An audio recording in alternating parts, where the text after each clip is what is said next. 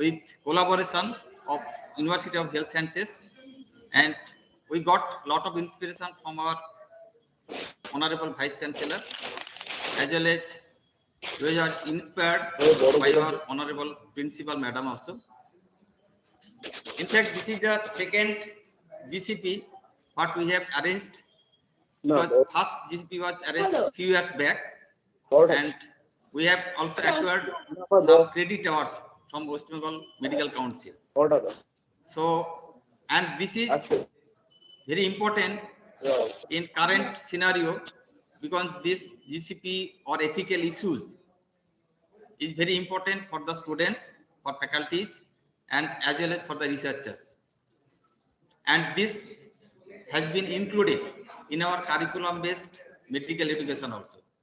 That is why it is very much pertinent to have some awareness about the good clinical practice, because during clinical trial we involve the human subjects.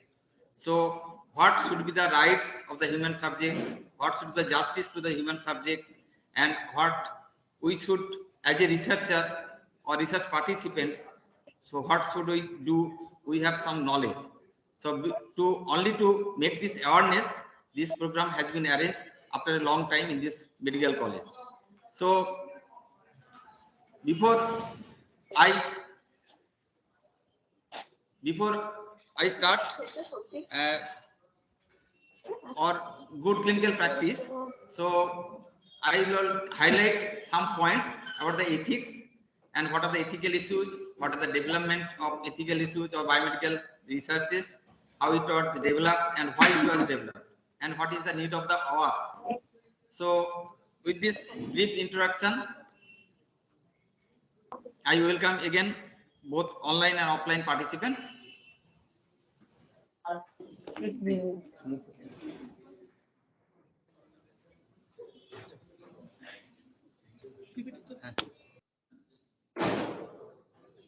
So firstly, what is ethics? What do you mean by ethics? So all of we know that we should abide by some rules in the civil society, and that is known as ethics. It is a generic term referring to the moral code of conduct that is to be followed by a civil society. What is right, what is wrong, what is justifiable, that is included under ethics.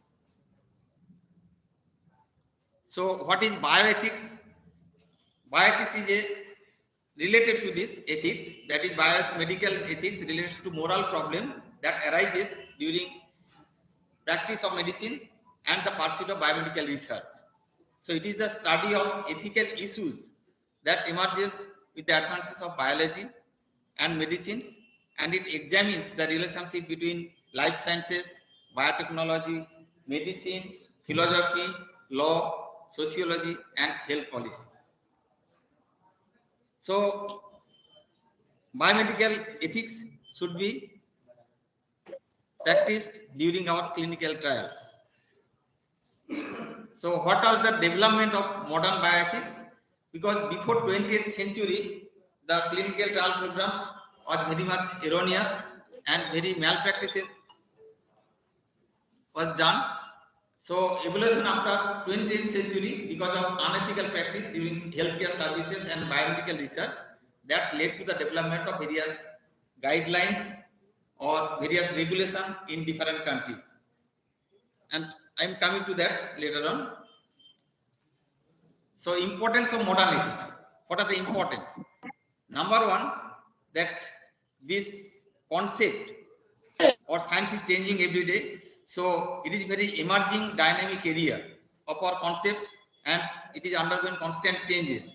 So with the stakeholders must be aware of these changes, and we must be trained time to time. We must be trained time to time with these changes. So this is an emerging dynamic area. We must be aware of that. Number two, centuries-old code of conduct for physicians was subjected to ancient challenges, because the code of conduct for physicians also existed since ancient time, but this is undergoing repeated challenges. So we must just do challenges. Area number one. Number two, centuries-old code of conduct undergoing repeated challenges, so we must be aware of that, and for that, with the researchers must be aware of that, and we must be trained time to time. And with the introduction of newer concept, we must be aware of the newer concept, and we must also be trained with the newer concept. We must be habituated with the newer concept, and with the advances in biology, medicine, and therapeutic modalities.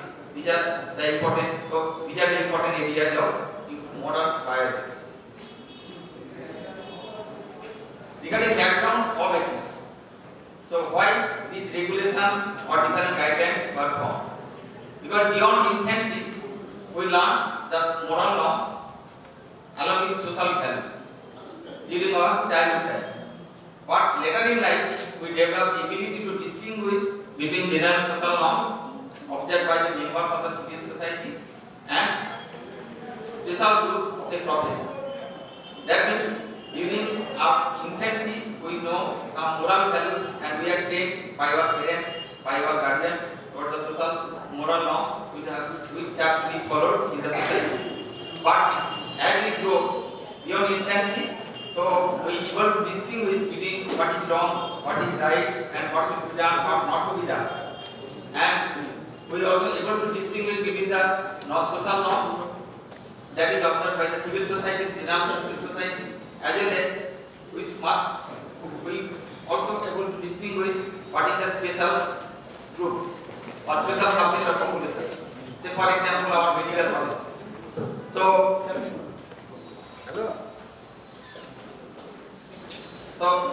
medicine is an important area of medical profession, is an important such example. And this ethical code of conduct existed since ancient time, and it was seen in Zora, Sangita, in Siddha, before 13th century, and in Ayurveda in 10th century BC. And for science, it was mentioned in Sushruta Samhita. So, what is main theme of bioethics? The principal driving force of modern bioethics is to know harm. That means when we conduct a clinical trial or research project, we must see what is the risk, what is the benefit, and what is the important outcome of that research. Otherwise, we are conducting a research, we have no right to do harm to the patient or the research participant or the volunteers or human participants. So that is the main theme of modern bioethics, that is do no harm. And this focuses the rights of those receiving healthcare services and involved in it. So that is the most important guiding principle of modern bioethics. That is the four basic principles of bioethics. Number one, non-maleficence. That means we do not do any harm to the patient. Then beneficence. What should be the benefit after the research? What should be the benefit of this research outcome? And what should be applied and how should be applied for the benefit of the recipients or benefit of the patient or benefit of the society. Number three important point is respect of the individual autonomy. While a human volunteer is included in a clinical trial or clinical research, his rights and autonomy should be preserved. That is very important, because any time a research participant can drop from the clinical study or he can opt out from the clinical study. So that autonomy should be there. And number four is justice. Whether this clinical trial is justifiable for that group of population or for that subset of population, whether this clinical trial is justifiable for the society or its outcome is justifiable for the society.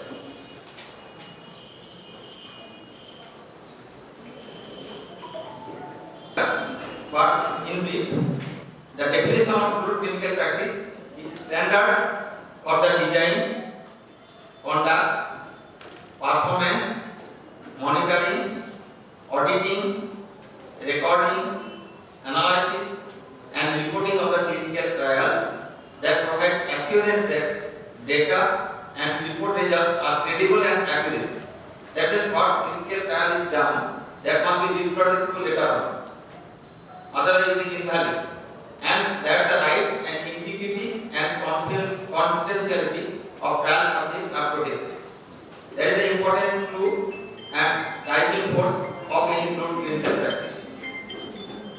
So it is a standard for design, conduct, performance, monitoring, auditing, recording, analysis, reporting of the clinical trial that provide assurance that the data and reporting results are credible and accurate, and that the results, integrity and confidentiality of the trial subjects or the participants are protected. That is the important.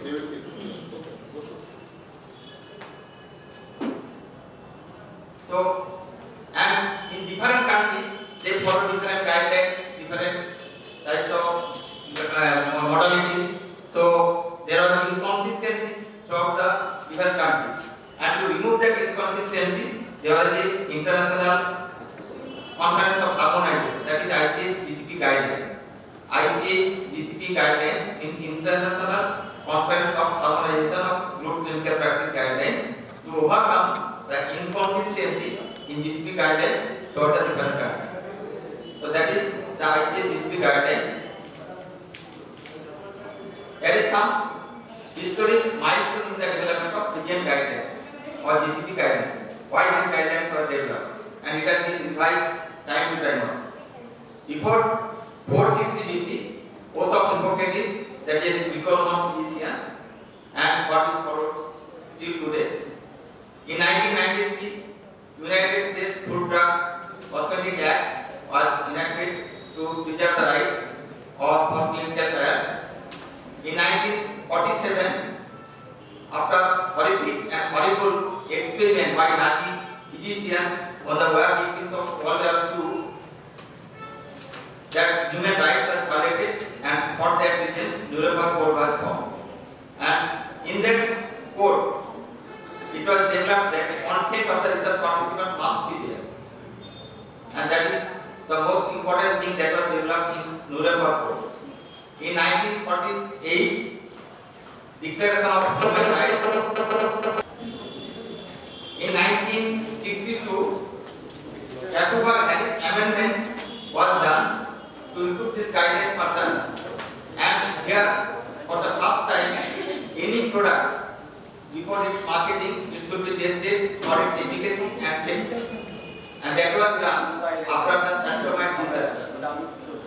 It was seen that after introduction of thalidomide to the pregnant women, there was cocomania, that is limb agenesis. And after that, this Harris Amendment was formed. In 1964, another important milestone, that is the Declaration of Helsinki, where that forms the basis of ICH GCP guidelines by the World Medical Association, what we follow still do.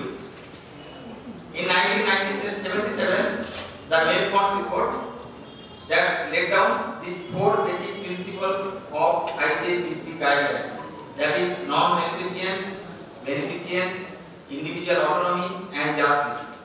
These four basic principles that was introduced or included in Midnapore report in 1979. In 1982, again it was improvised by international guidelines for biomedical research involving human subjects by World Health Organization and Council for International Organization for Medical Sciences. Then in 1996, and these guidelines still followed, and all of the researchers must follow these guidelines, and that was implemented in 1997 January. So what are the needs or what are the reasons for disease? Number one, increase ethical awareness, to improve the ethical awareness. Number two, improve trial methods. Number three, clinical trial concepts better understood. Number four, public political concerns about safety aspects. Then frauds and accidents during trials. The fraud can should be avoided. Growing research and developmental costs. Increase competition during clinical trials for the marketing of the data between different countries, and new market strategies or structures. In Indian scenario, we follow the ICMR guideline, and that is followed in our countries and laid down in this country what is followed till today. So national ethical guidelines for biomedical and health research involving human participants, and it was laid down by Justice Venkata Committee in 1996. It was revised again in 2000 and latest version came in 2017. And in 2019, we took the informed consent to include the research participants, so like that. So it will all this be dealt by our subsequent speakers. So ultimately, I will end my talk that by Mahatma Gandhi, there is a higher court than court for justice, that is the court of conscience, and it supersedes all other courts. So this is the narration by Mahatma Gandhi, and this is the basic motto of our bioethics. These are my references. So thank you for all the delegates for participating actively in our session. So thank you very much.